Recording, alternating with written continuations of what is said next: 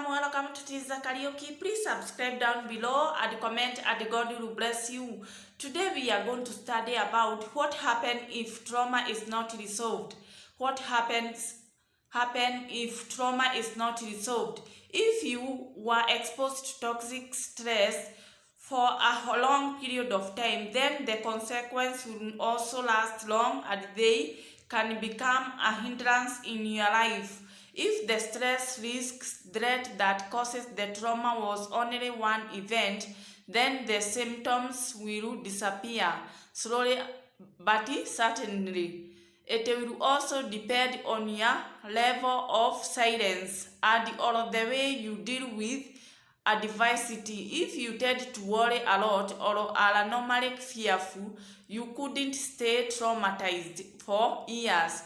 Many individuals learn to live with the disorder, whether PTSD or CPTSD, and could have very functional life even when they carry the burden of a system that is never well regulated and therefore never work in optimal conditions. That cause could appear as emotional dysregulation, as disengagement, and emotional numbness, as physical problems, or a combination of them. We were not aware of the phenomenon of trauma until relatively recent. The 1980s, people had no idea what was happening to them for decades, and all sorts of disorders were given the traumatized people, making them feel defective, mentally ill, depressed, anxious, bipolar, and so on. Those people either were medicated without much improvement or learned to rely on being numbed by other legal or illegal drugs, alcohol, or emotional draining relationship. Most of the time, people will not even give attention to their system and just assume there was something wrong with them and therefore not deserving much.